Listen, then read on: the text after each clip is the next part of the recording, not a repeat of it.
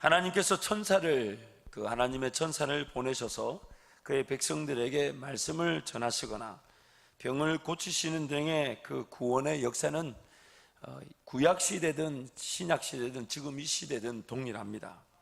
그래서 신약 시대 사도행전의 기사를 보면 하나님께서 천사를 보내셔서 감옥 안에 갇혀져 있는 세 번의 지키는 문을 지나고 들어가야 할 만큼 깊은 감옥에 갇혀 있는 베드로를 구원해내시고 끌어내셨죠. 또 그 천사를 통해 베드로와 고넬료가 만날 수 있도록 인도하기도 하셨습니다. 그래서 하나님은 지금도 여전히 구원의 역사를 위해 천사를 투입하고 계십니다. 히브리서 말씀에 의하면 하나님이 그의 천사들을 보내셔서 구원받은 성도들, 하나님의 자녀들을 지키고 보호하신다라고 말씀하고 있습니다. 그리고 오늘 본문에도 하나님께서는 베데스다, 즉 그 은혜의 집이다라는 뜻의 그 연못에 천사를 보내셔서 물을 동하게 하시고, 물이 동할 즈음에 누구든지 들어가면 맹인이든 다리 저는 자든 병자든 간에 어떤 병이든 치유를 받는 그런 은혜를 베푸셨다고 성경은 말씀하고 있습니다.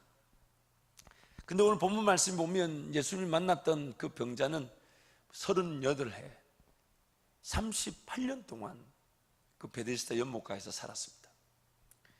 38년 동안 그 병자, 그 7절 말씀 보면 병자의 말처럼 들어가거나 기어 들어가거나 못에 들어가려고 하면 자기가 이제 중풍에 걸려 있어서 제대로 걷지 못하니까 오히려 자기보다 먼저 들어가서 고침을 받아버리고 하니까 매번 이렇게 기어가고 물이 동한 걸 보고 막 가면 자기도 누가 발빠르게 들어가 버리니까 그 바람에 몇 년을 지금 그 연못가에서 살게 됐다고요? 몇 년을요? 38년을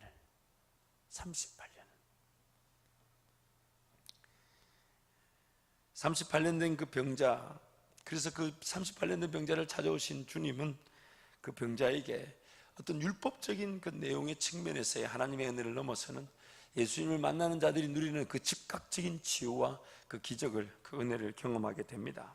그래서 마치 이 못에, 그 연못에 들어갈 노력조차 필요치 않는, 단지 찾아오신 주님을 인정하고 그 주님의 은혜를 누리게 되게 될 때에 십자가의 그 공로를 통해 우리가 구원을 아무런 노력이나 대가 없이 받았던 것처럼 그 병자는 못에 들어갈 노력조차 필요 없이 주님을 만남으로써 그 치유함을 받게 됩니다.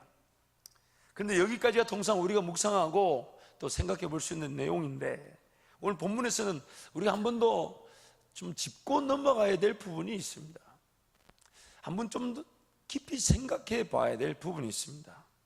그게 뭐냐면 병고침을 받는데 38년이 걸렸다는 겁니다. 병고침을 받는데 38년이 걸렸다는 점입니다. 정말 바꿔서 말하자면 38년 동안 그 중풍병자는, 여드레를 38년을 알아왔던 이 환자는 그저 누워 지내며 그의 병의 시달림 속에 살아왔다는 겁니다. 그 병자는 하나님을 신뢰하지 않았던 것이 아니었죠. 천사를 보내 물이 동하면 그 하나님의 능력으로 그것이 치유와 기적이 일어난다는 걸 알고 그 베데스다 연못가에서 그 치료받기를 사모하고 기다리며 하나님 그분을 인정하고 있었습니다. 하나님께 대한 신뢰가 있었기 때문에 하나님이 보내신 천사를 기다리고 있었던 것이죠. 하나님께서 보내시는 천사를 기다렸지만 매번 다른 사람이 자기보다 먼저 그게 베데스다 연못가에 들어가 버리니까 자신처럼 누워 지내야만 하는 신세의 사람들은 발 빠르고 눈치 빠른 사람들을 이길 수가 없었던 것입니다.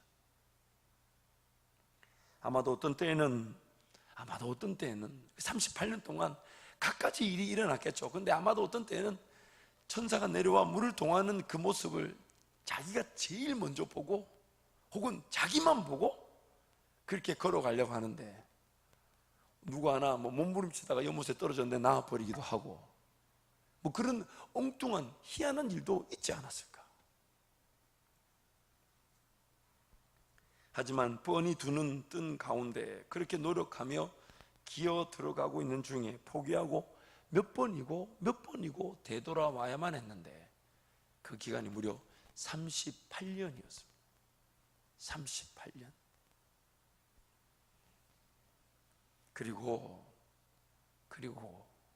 그러던 중에 그 병자는 38년이라는 세월을 보내면서 그저 누워 지내는데 익숙해지고 말았습니다.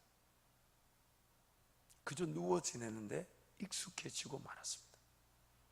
그리고 이제는 남의 탓을 하면서 누가 나를 들어주지 않고 누가 나를 무리를 동하면 온 순서대로 좀 물에 들어가면 좋겠는데 발 빠르고 눈치 빠른 사람 먼저 들어가 지원받고 갚으리고 하니 누가 나를 들어주지 않고 누가 나를 돕지 않아서 이렇게 38년을 보내게 되었다고 이런저런 핑계대면서 하나님의 그 은혜 주변에 그 하나님의 은혜의 직접적인 수혜보다는 그 은혜 주변에서 허송세월하고 있는 38년 된 병자.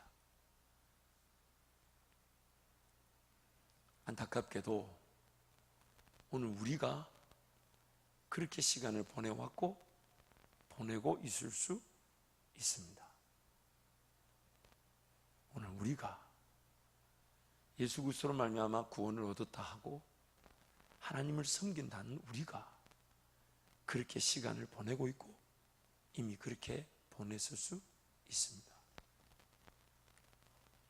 마치 베데스다 연못가에서 하나님이 보내시는 천사를 기다리듯이 교회 공동체라는 이름하에 드릴 예배는 다 드렸고 드릴 헌신은 다 드렸고 드릴 물질은 다 드렸지만 정작 그 하나님이 우리에게 베푸시는 그 기적들 그로 말미암아 내 기도의 자리가 뜨거워질 수밖에 없고 하나님 그분을 기억할 수밖에 없고 매 순간 저와 함께 동행하고자 하는 그것이 유일한 자랑이 되고 즐거움이 되고 기쁨이 되는 그런 삶을 우리가 누리게 되어 있는데 그냥 물이 동하면 치료가 일어난다는 걸 알면서도 물가에 머물러 있었던 그 38년 된 중풍병자처럼 하나님의 임재를 사모한다 하지만 그 예배 가운데 그 임재를 제대로 경험치 못하고 하나님의 전을 향하여 달려나와 기도한다 하지만 그 기도가 날마다 살아있지를 못하고 뭔가 내 삶보다 하나님께 드려지는 기도가 더 소중한 것이며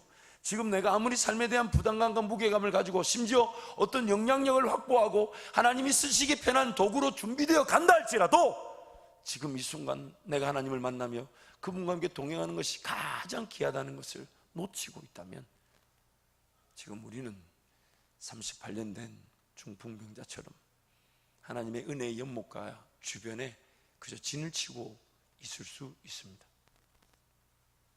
하나님께 대한 감각이 없는 것도 아닙니다. 하나님을 믿지 못하는 것도 아닙니다. 하나님을 믿습니다. 하나님을 분명히 압니다. 어떠한 능력이든 하나님께서 베푸시며 인도하시며 지키시고 보호하심을 믿습니다. 하지만 우리는 우리도 모르게 그저 때가 되면 하나님이 고치시겠지, 하나님이 낫게 하시겠지, 하나님이 능력을 베푸시겠지. 물론 베푸십니다. 38년 걸립니다. 38년. 막연한 기대 속에서 그저 살아갈 수가 있습니다.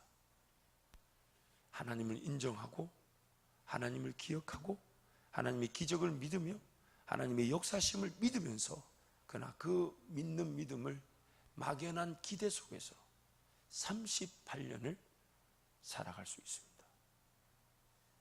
실제적인 그 은혜의 주인공이 되고 은혜에 흠뻑 젖어들어서 한 걸음 한 걸음 아니 한 호흡 한 호흡마다 한 호흡 한 호흡마다 주님을 호흡하듯 그렇게 살아가는 것이 아닌 이리 치이고 저리 치이고 인생의 무게 세상살이의 무게에만 휩쓸려서 그 가운데 신앙생활은 신앙생활대로 하나님을 섬기는 것은 섬기는 대로 세상 삶은 세상 삶대로 나뉘어진 그런 삶을 살아갈 수 있다는 것입니다. 그러다가 기도한 대로 잘 풀어지지 않거나 무언가 일이 나타나지 않기라도 한다면 그저 그러려니 기도해봤는데 뭐 잘 안 되고, 하나님께 은혜를 구해봤는데 응답도 없고, 그것이 뭔가 잘못된 것이라고 여기고, 내가 기도했는데 뭔가 기도가 응답되지 않는다는 것은 내 기도가 틀렸든지 하나님께서 분명히 뭔가 다른 것을 나에게 기대하고 있다라는 그 안타까운 마음으로 덤벼들고 은혜를 구하고 하나님 앞에 절대적인 내 목숨을 내어놓고 하나님을 기대하기보다는 그저 그러려니 다음에 또 때가 있겠지, 다음에 또 은혜 받을 날이 있겠지, 다음에 내 차례가 오겠지, 다음에 내 순간이 오겠지. 38년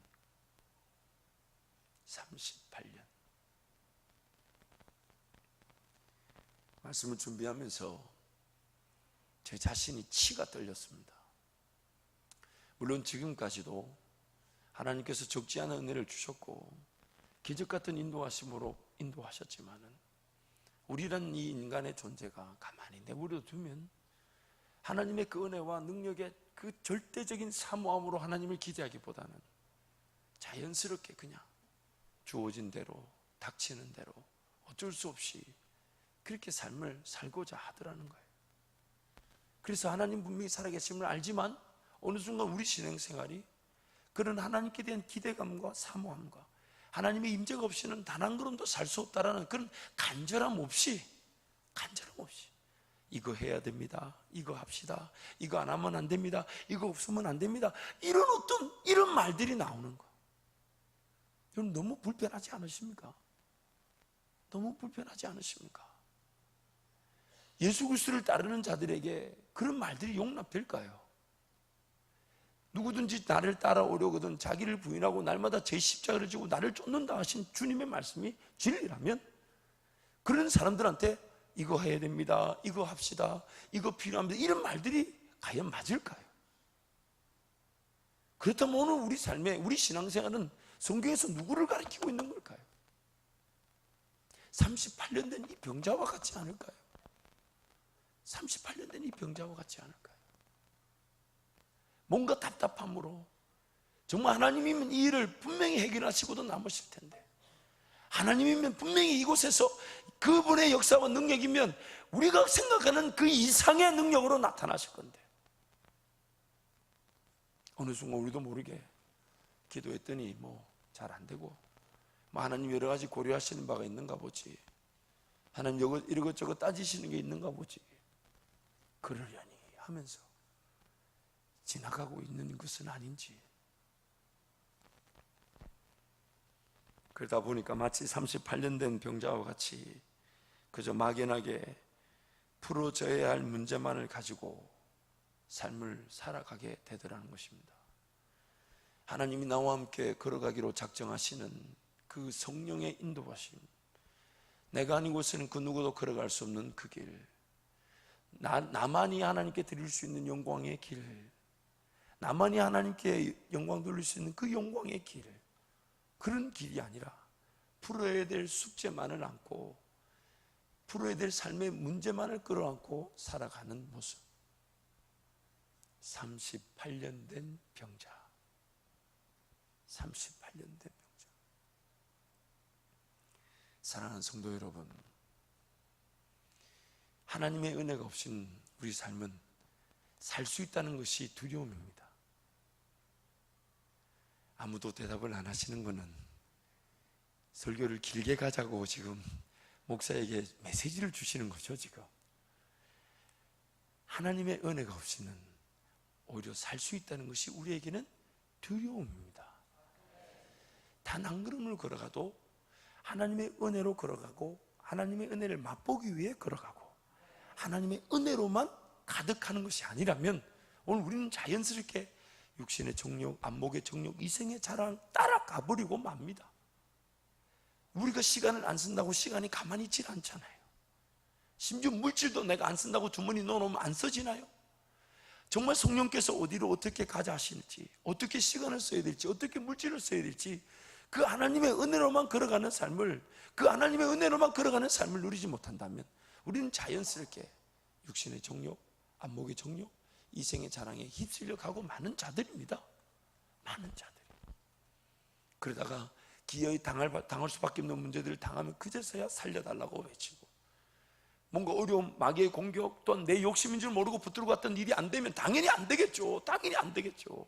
그 일이 터지면 그제서야 애골복골하면서 살려달라고 외치고, 그래서 또 기도하러 와서 조금 그게 문제가 풀어지면 또 언제 그랬나는데 또 세상 나가 살다가 결국 38년 된 이 병자와 같이 문제를 해결하는, 풀어야 될 숙제만을 안고 하나님 앞에 서 있는 그 모습, 풀어야 될 숙제만을 안고 하나님 앞에 서 있는 그 모습. 그러니 평상시 주님과 호흡하듯 그렇게 주님과 교감하는 기도가 사라질 수밖에 없고, 성령 하나님의 인도하심보다는 그저 내 지혜, 내 생각, 내 경험, 혹은 내가 필요할 때 물 떠다놓고 기도하면 하나님이 극적으로 역사하시는 그런 도우심, 그러나 하나님 그렇게 일하시지 않더란 말입니다. 하나님 그렇게 일하시지 않더란 말이에요. 하나님의 관심은 그 은혜로만 살기로 작정하는가? 은혜로만 살기로 작정하는가? 하나님 은혜로만 살기로 작정하는가? 아멘. 모든 걸 다 가졌다 할지라도 하나님 은혜가 없다면 다 잃어버린 것이고, 아무것도 없다 할지라도 하나님 은혜만 바라볼 수 있다면 그것으로 충분한가? 하나님 우리에게 질문하고 계신 것입니다. 하나님 은혜로만 사는 것이 우리 모든 성도의 자랑이 될 줄 믿습니다. 아멘. 믿습니다. 이 심리학에서 이 셀리그만 앤 메이어라는 이 심리학자가 어떤 그 학습된 무기력이라는 이 실험을 했습니다. 학습된 무감각 혹은 뭐 학습된 무기감, 이런 제목으로 실험을 했는데, 이게 뭐냐면 이 비디오 영상 하나 보시고, 한 2분 정도인데 보시고 말씀을 이어가도록 하겠습니다. 지속적이고 반복적이고 체계적으로 학교폭력 피해를 당하는 아이들은 인질과 같은 현상과 같다고 볼 수 있어요. 가해 학생들의 인질처럼 역할을 하게 되죠. 학자들은 이런 상황을 학습된 무력감이라고 부른다는데요. 동물 실험의 예를 들어볼까요? 개 한 마리가 출구가 없는 공간에 갇힌 상태에서 바닥에 전기 충격을 살짝 줘보겠습니다. 위협을 피해 안전한 공간을 찾으려고 개가 노력을 하죠. 하지만 상황이 반복되면 점점 위축된 반응을 보이다가 이렇게 무기력한 상태로 들어서게 됩니다. 도망을 갈 수 없는 상태라고 한다면 어떤 아이들은 굉장히 얼어붙기도 하고요. 위축되고 예민화돼서 공포가 더 커지고요. 세뇌되듯 학습된 무력감에 빠진 개는 한 발만 나와도 전기 충격에서 벗어날 수 있는 상황이 돼도 끝내 피할 생각을 하지 못합니다.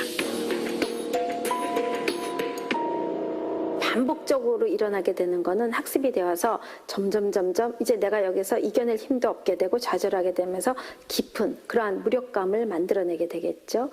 그렇게 되면은 점차적으로 자신감도 없어지게 되겠고, 이제 우울감이라든지 우울증까지 가게 되면서 점차적으로 파괴가 되어가는 거죠. 우리도 모르는 사이에 내 욕심에 따라 한번 일을 해보고 걸어가 봤더니 내 욕심에 따라 일이 안 되는, 그래서 패배감을 경험하면 이런 무력감이 점점점 드해집니다. 그러다가 또 뭔가 하나님 은혜를 사모해서 갔는데 또 마귀가 공격을 하면, 그래서 마귀 공격에 전혀 방비책이 없다가 쓰러져 보기도 하고 넘어져 보기라도 한다면, 다음에 뭔가 시도하려고 할 때는 아니야, 이렇게 가면 또 내 욕심일 수 있어, 이렇게 가면 또 마귀의 공격일 수 있어. 우리도 모르는 사이에 영적 그 무기력감에 빠져가지고 뭔가 하나님을 믿고 담대히 나아가기보다는 자기도 모르는 사이에 뒤로 빠져 있어요. 그래서 그 씨름한 개들 모양처럼 전기 충격을 주면 도망갈 수 있는데 안 간다는 거예요. 왜요? 도망갈 만한 그 좌절감과 패배감을 이미 경험한 터라 이미 자유의 몸인데도 전기 충격을 주면 거기 전기 충격을 그냥 당하고 가만히 있더랍니다. 가만히 있더래요. 마치 우리가 뭔가 해보려고 했을 때 그 무력감에 빠져서 도저히 더 이상 뭔가 시도조차 하지 않고, 정말 하나님께서 우리를 통해 이루실 일에 대한 기대감, 그래서 그 믿음의 길을 걸어가는, 그래서 하나님 용기를 주십시오, 믿음을 주십시오, 하나님만이 하실 수 있습니다, 그런 기대감이 전혀 사라진 채 해보니 안 되더라, 옛날에 해보니까 당하기만 하더라, 내 욕심이더라, 마귀 공격이더라, 이생의 자랑이더라, 그런 무력감에 사로잡혀서 신앙생활이 결국 내가 할 수 있는 만큼만, 내가 할 수 있는 것만, 내가 하고 싶은 것만, 내가 드릴 수 있는 것만. 그러니 뭔가 믿음의 지경을 넘어서는 하나님의 기적과 은혜는 온데간데 없어져 버리고, 온데간데 없어져 버리고, 결국 무기력한 그리스도인의 자리에만 있을 수 있다는 겁니다. 무기력한 그리스도인의 자리에만 예배드린다고 머물 수 있다는 거예요. 재미있을까요? 재미없을까요? 나중에 재미없는 줄도 모릅니다. 그래서 우리끼리 재미를 만들어내려고 하죠. 뭘 좀 잘 먹자 하고, 뭘 좀 잘 놀러 가자 그러고, 뭘 좀 좋은 오락 시간을 가지자고 얘기하죠. 왜요? 하나님을 섬기는 그 정말 재밌고 우리 인생을 하나님의 그 은혜의 동아리 속에서 춤을 추게 하실 텐데, 그 하나님의 은혜를 제대로 경험하지 못하다 보니 우리끼리 이런 오락 좀 만들어야 되지 않냐, 우리끼리 이런 거 좀 잘 먹어야 되지 않냐, 우리끼리 좀 시간 잘 보내야 되는 거 아니냐, 엉뚱한 시간을 또 만들기 시작합니다. 거기에 예산을 써야 되고, 시간을 써야 되고, 물질을 써야 되고. 분명히 하나님 그분을 섬기면 우리가 자유하게 되듯 춤을 추게 되듯 하나님의 은혜 속에서 살아가게 될 것인데, 그런 것들을 누리지 못하다 보니까 거꾸로 가죠. 거꾸로 가죠. 정작 시도해야 될 일, 따라가야 될 일, 정말 하나님의 그 은혜를 없이는 도저히 감당할 수 없는 그런 일들 앞에서 기도할 수밖에 없고 하나님께 매달릴 수밖에 없는데, 그런 일들은 온데간데 없고 그저 무기력감에 사로잡혀서 믿음의 세계, 하나님의 그 나라, 하나님의 그 의, 누군가의 일로 전락되어 버릴 수 있습니다. 방금 보신 그 학습된 무기력, 이게요 개인에게만 있지 않아요. 조직에서도 있습니다. 다른 어떤 심리학자가 실험을 했는데, 이 실험의 제목이 화난 원숭이 실험입니다. 화난 원숭이 실험. 이게 뭐냐면, 실험자가 한 무리의 원숭이들을 우리에 가두고, 그 천장에다가 바나나를 줄로 이렇게 매달아 뒀어요. 그래서 원숭이들이 그 바나나를 따먹으려고 막 올라가면 그 실험자들이 그 원숭이를 물총을 쏴가지고 괴롭혔어요. 그래서 그 원숭이들이 천정의 바나나까지 이르지 못하도록 물총을 계속 쏩니다. 계속 쏘다 보니까 원숭이들이 이제 인지하기 시작한 거예요. 아, 저 바나나 따먹을 수 있다 없다, 따먹을 수 있다 없다, 없다고 이제 포기하게 됩니다. 왜요? 올라가면 물총 쏘니까, 그 물총 맞으면 아프니까, 떨어지고 하니까 아프니까 그 무리들이 시도하다가 이제 안 합니다. 나중에요, 그 물총을 맞았던 원숭이에서 몇 마리를 빼고 새로운 원숭이를 집어넣었어요. 이 새로운 원숭이 우리에 딱 들어오니까 천정에 뭐가 보입니까? 바나나가 보이잖아요. 덤벼 들려왔는데 이미 물총을 맞아본 원숭이들이 뜯어 말립니다. 왜 말리냐면 그 물총 누구한테 또 날라와요? 자기네들한테. 그래서 못 올라가게 합니다. 그러니까 이놈들은 영문도 모르고 못 올라갑니다. 그 저길 무슨 언어가 왔다 갔다 하겠죠. 막 하니까 뭔지 모르지만 뜯어 말리니까 안 올라갑니다. 여러분, 재밌는 건요, 물총을 맞아본 원숭이 다 빼고 나중에는 물총을 안 맞은 원숭이들끼리만 넣었는데도 그 물총 맞았던 역사가 유전이 돼가지고 전통으로 전해져가지고 아무 원숭이도 그 바나나를 따먹으러 올라가지 않더랍니다. 물총을 한 번도 맞아본 적이 없는 원숭이가 물총을 맞아본 원숭이들의 간증을 듣고, 간증이라고 해야 될까요? 뭐라 해야 될까요? 그 뼈아픈 실수를 듣고 전해주고 나중에는 물총 맞은 원숭이를 다 빼고 물총과 관계없는 원숭이들끼리 들어가 있는데 바나나를 손을 대지 않더랍니다. 여러분, 극단적인 표현일 수 있지만 저는 이것을 오늘 저와 여러분이 분명히 경계하고 정말 두려워할 줄 알아야 합니다. 우리 교회에 누군가 왔는데, 어떤 새 가족이나 혹은 교회 새로 온 사람들에게 우리가 그 기도의 능력이나 하나님의 그 예수 이름의 권세를 제대로 전하지 못한다면, 보여주지 않는다면 무기력한 그리스도인의 자세가 유전이 될 수밖에 없고, 정말 두려운 것은 그런 무기력한 그리스도인의 자세를 가진 부모 아래 자녀들이 하나님의 꿈을 꾸지 않는다는 것입니다. 배운 적이 없어요. 뭘 해야 될지를 몰라요. 뭘 덤벼들여야 될지를 모르고 그저 주어진 자리에서 공부할 때면 공부에 최선을 다하고 돈을 벌어야 될 때는 돈을 버는데 최선을 다하고 세상에서 이리 부리면 이리 휩쓸려 가고 저리 부리면 저리 휩쓸려 가는 무기력한 그리스도인. 오늘 우리 교회가 이것을 두려워하고 이것을 멀리하도록 깨어 있어야 될 줄 믿습니다. 깨어 있어야 될 줄 믿습니다. 우리 가운데 그것이 만연하게 퍼져 있을 수 있습니다. 기도해 보니까 안 되더라. 기도 그 아무나 하는 거 아니다. 기도 나도 예전에 해봤다.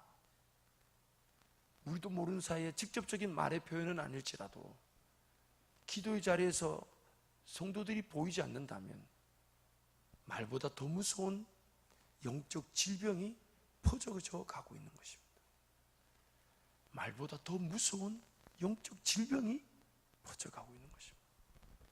어떤 성도가 어려움을 당하면 그 일에 정말 예수 이름의 권세를 선포하며 그 붙들고 한번 죽은 자도 살려주실 주님 앞에 간구하는 능력이 우리에게 있는가? 뭔가 하나님이 하실 것에 대한 기대감 때문에 이대로 덮을 수 없다고 부들부들 떨면서 목장 식구들이 아니면 공동체가 교회에 달려나와 하나님 이거 없이는 우리의 삶이 아니고 이거 없이는 무슨 의미가 있겠냐고 목숨을 건 기도와 목숨을 건 신앙생활을 우리가 하고 있는가? 만약 그게 아니라면 이만큼 은혜 위에 모인 것이 수치가 되지 않을까요? 이만큼 모인 것이 오히려 더 많은 간증들이 나와야 되고 더 많은 일을 할 수 있어야 되고 더 많은 교회와 성도를 섬길 수 있는 은혜의 모범이 될 수 있는 이 귀한 우리 한밭제일교회라는 은혜가 그런 기도와 그런 능력을 상실한다면 오히려 우리 모임이 수치가 되지 않겠습니까? 왜 모여야 될지 하나님은 우리에게 도리어 자문하지 않으시겠습니까? 사랑하는 성도 여러분, 어느 순간 우리가 무기력해 있다면 하나님을 기대했던 마음도 서서히 사그라들게 됩니다. 하나님을 알고 그분을 의지해야 한다는 감각은 사라지지 않으나 그분이 진짜로 내 개인의 삶에 일하실 수 있을까라는 의문은 점점점 더 커지게 됩니다. 하나님의 기적적인 인도하심과 은혜를 경험하는 사람들을 보면서 부러워하지만 솔직히 말하자면 부러워하면서도 그리 기대하진 않습니다. 그 사람만의 일이겠지. 나에게 하나님이 지금도 베푸시는 그 기적이 나에게 없는 것을 아파하지 않더라는 말입니다.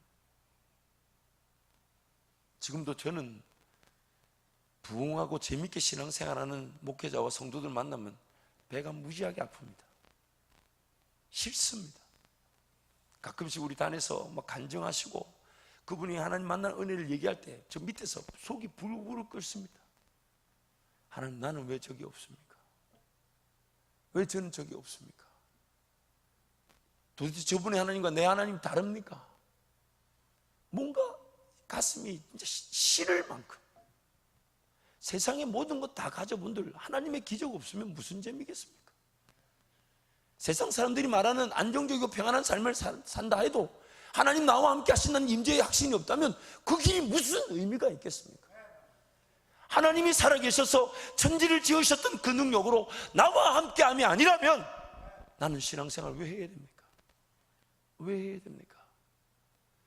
여러분 그래서 밤인 밤마다 잠이 안 오는 거 아닐까요? 새벽을 깨우고 달려나온 이유가 뭐겠습니까? 저는 가끔씩요 내 개인의 삶에 하나님이 뭔가 기적을 베푸실 것에 대한 기대감 때문에 제 삶을 깨우고 기도의 자리에 달려나오기도 하지만 종종 엉뚱한 생각이 들어요. 근데 그 생각이 굉장히 새벽을 깨울 때 도움이 됩니다. 그게 뭐냐면 어제까지 새벽기도 나왔는데 오늘 하루 빠졌는데 하필이면 오늘 그 새벽에 나온 성도들이 뭐 은혜를 받았다 이럴까 싶어가지고 그럴까 싶어가지고 아니 여러분 제가 예를 들어 무지하게 예를 들 수 있습니다. 어마어마한 예들이 많아요. 실제로 그런 일들이 일어나잖아요. 그럴까 싶어서 막 소름이 끼쳐. 그리고 그 기적과 그 능력을 맛본 사람들은 자기네들끼리 뭘 할 말인데 옆에서 할 말도 없이 기웃거리면서 나는 어제까지 나온다, 오늘 하루 쉬었는데 하필이면 주님이 오늘 만나 주셔가지고 이루고 있는단 말이야. 이루고 있나. 지금도 하나님은 곳곳에서 그의 사람들을 만나시고 그의 천사들을 보내어 갖가지 능력과 기적을 베풀고 계신데 왜 나는 아니냐 이 말이에요. 왜 나는 이러다가 38년이 지나갑니다. 이러다가 38년이 지나가요. 당연히 하나님의 은혜가 없는 자리에서는 당연히 인생은 처리해야 될 일들에만 집중하고 살게 됩니다. 긴급하고 소중한 일이 육신적 먹고 마시고 입는 문제로 바뀌어지게 됩니다. 그리고 그 자리에서 그저 은혜의 때가 있겠지, 하나님께서 언젠가는 함께 하시겠지라는 막연한 생각만을 가지고 적응하고 순응하고 이만하면 됐지라는 식의 안주감에 빠지기도 합니다. 그리고 서서히 하나님께 예배드린다는 그 자리에서 굳어져 가버립니다. 오늘 이 예배를 통해 성령 하나님이 나를 만나 주실 텐데 그런 기대감은 사라지고 허둥지둥 1분, 2분, 5분, 10분 그렇게 늦어지게 되고 예배에 뭔가 준비와 사모함으로 주님을 만나고 주님을 경험하는 것보다는 그냥 오늘 한번 예배 잘 드렸다, 그러다가 주일날 예배라도 한번 빠지게 되면 지옥 갈까봐 부랴부랴 그 다음날 새벽이라도 좀 깨우고 달려나오고. 제가 지금 없는 얘기를 만든 게 아닙니다. 제가 직접 들은 얘기입니다. 이 자리에 앉아있지는 않지만 직접 들은 얘기입니다. 하나님과의 개인적이고 인격적인 만남은 기대조차 하지 않게 되더란 말이에요. 기도하긴 하지만 하나님께서 들어주신다는 확신도 없이 기도할 수 있습니다. 전도해야 한다는 부담은 있지만 전도하기도 힘들 뿐 아니라 전도도 하나님께서 하시겠지라고 그냥 치부해버리고 맙니다. 여러분 한번 생각해 보십시오. 38년 동안 베데스다 연못에서 천사를 기다렸던 그 중풍병자는 아마도 그 베데스다 연못에서 제일 좋은 자리에 있었을 것입니다. 소위 말하는 그늘지고 시원하고 통풍 좋은 명당 자리에 있었을 것입니다. 그러나 아무리 좋은 베데스다 연못가의 명당 자리랄지라도 연못 안에서 천사의 손길을 만나는 것보다는 못합니다.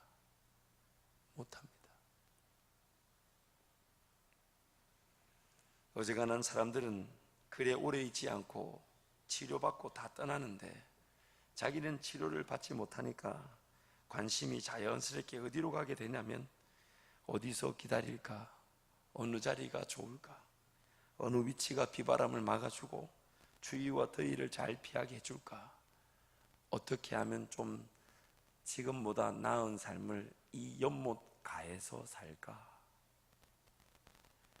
우리 주님과 함께 그 은혜의 강가에서 마음껏 춤을 추는 그것을 기다린다 하면서 자연스럽게 은혜의 변두리에서 어디서 좀 더 편안하게 주님을 잘 기다릴까,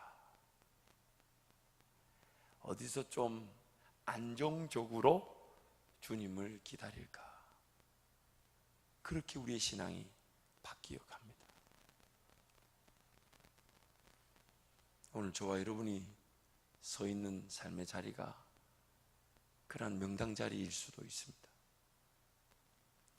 은혜를 사모하고 그 은혜가 없음을 아파하며 힘들어하면서 하나님께 전적으로 메어 달리기보다는 언젠가는 은혜를 주시겠지 하고 막연한 삶을 살다 보니까 적당한 자리에서 만족하며 기다리는, 나름 교회 안에서도 명당 자리를 지키고 직장이나 사업 가운데서도 적절한 명당을 찾아서 헤매고 살아가고 있을 수 있습니다.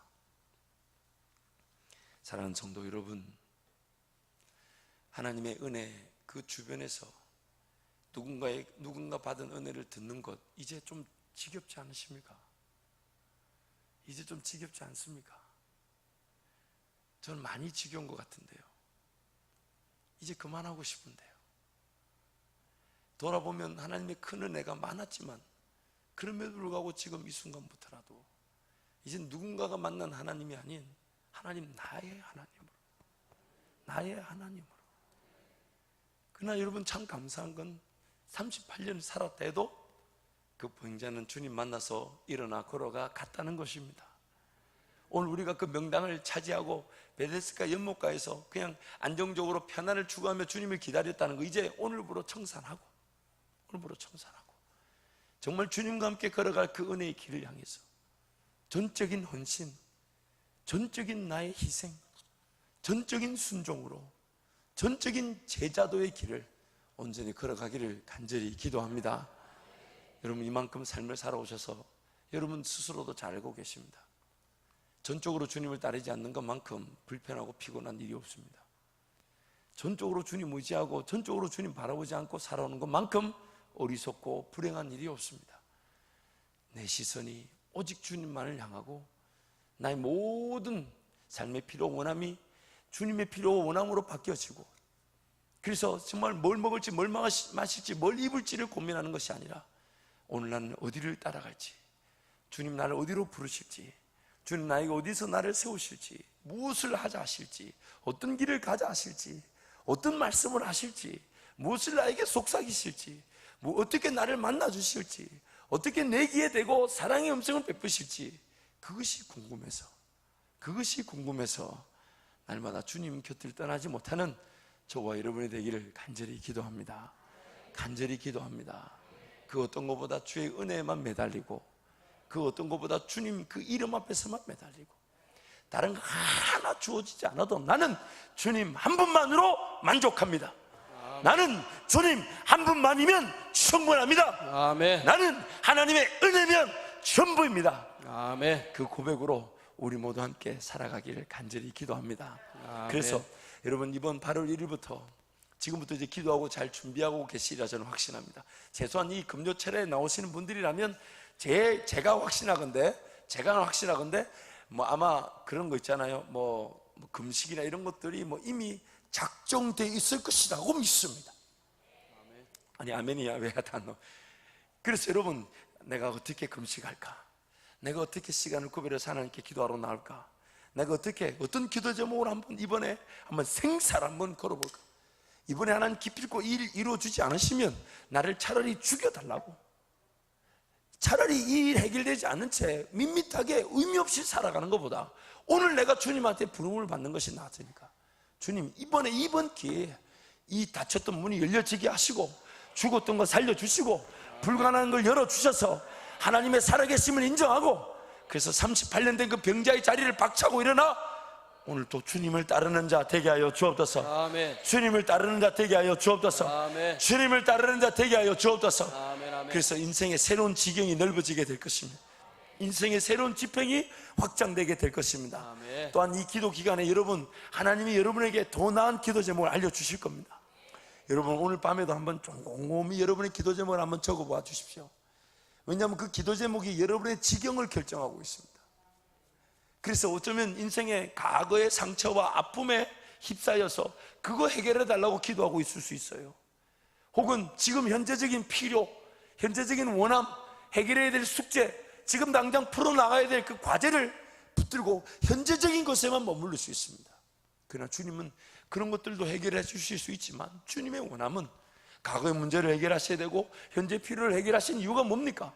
주와 함께 걸어갈 오늘 이후의 삶, 그 믿음의 길, 주와 함께 걸어갈 믿음의 길, 주와 함께 걸어갈 믿음의 길. 어떤 분이 저에게 그러시더라고요. 기도만 하면 역전의 길이 주어진다. 무슨 말인지 못 알아들으셨어요? 기도만 하면 역전의 길이 주어진다. 지난달에 내 실력 없었던 것도 하나님이 철저하게 하시고 전혀 정말 나 같은 인간이 쓸 수 없는 그 은혜 자리도 세우시고, 지난달에 내가 정말 제대로 헌신되지 못하고 준비되지 못하고 훈련되지 못하고 관리되지 못한 인생조차도 하나님이 쓰신다 하시니까 정말 감격, 무량, 그냥 눈물만 흘릴 수밖에 없는 그 은혜의 자리에 나를 세우신다. 그래서 나는 기도한다. 그래서 나는 기도한다. 이번 이 기도를 통해 여러분의 삶의 지경이 넓어지게 될 것입니다. 보지 못한 길이 보여지게 될 것입니다. 여전히 나타나지 않았지만은 하나님이 가자 하시는 길을 걸어가게 될 것입니다. 이제 예전에는 다 보고 가려고 했던 길을 이제는 안 보고 가는 것이 지극히 당연한 줄 알 것이고, 깨닫지 못한 일을 깨달으면서 그 깨달음으로 기도의 자리가 춤을 추는 자리가 될 것입니다. 그래서 여러분, 이번 153일 1호산 기도에 우리 모든 성도가 기적을 경험하고 38년 된 그 병자의 자리에서 박차고 일어나 온전히 내 병상을 들고, 그리고 그 길로 주님만을 따라가고 주님만을 쫓아감으로써 이 땅에 신앙이 재미없다, 어렵다, 힘들다 하는 이 풍토 속에서 우리를 통해 하나님을 믿는 믿음이 무엇이며 하나님이 높이 영광을 받게 될 줄 믿습니다. 믿습니다. 우리 옆에 분 한번 독려하겠습니다. 하나님이 당신을 무지하게 기다리십니다. 하나님이 당신을 무지하게 기다리십니다. 좀 크게 선포하십시오. 기도합시다. 기도합시다. 기도합시다. 기도하면 됩니다. 기도하면 됩니다. 기도하면 됩니다. 기도하면 됩니다. 기도하면 됩니다. 기도하면 됩니다. 할렐루야. 아멘. 할렐루야. 아멘. 기도하겠습니다. 하나님 아버지, 그 은혜와 사랑을 진심으로 감사합니다. 하나님, 우리도 모르는 사이에 하나님을 섬긴다 하면서 마치 베데스다 연못가에서 38년을 보내는 중풍병자처럼 그 은혜의 그 언저리에서 그저 하나님만 바라보며 어디서 안주하며 편안하게 주님 기다릴까, 그 중풍병자와 같은 자리에 서 있을 수 있음을 깨닫습니다.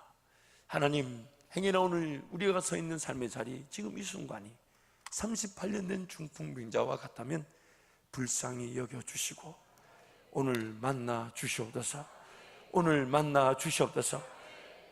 누웠던 자리에 일어나 주님 쫓아가게 하여 주옵소서. 아멘. 주님 쫓아가게 하여 주옵소서. 아멘. 그래서 날마다 춤을 추듯 주님과 호흡하며 날마다 그 은혜의 도가니 위에 흠뻑 젖어들어 그 은혜로만 살아가고 그 은혜로만 호흡하며 그 은혜로만 삶이 삶되게 하여 주옵소서. 아멘. 오늘 밤에 기도하는 우리 모든 성도들 기도 응답하시고 누웠던 자리에 일어나 주님을 만나 주의 소원을 깨닫고 주님께 도려 그 소원을 아련하며 주의 뜻을 구하는 이 밤에 기도 되게 하여 주옵소서. 예수님의 이름으로 기도합니다. 아멘.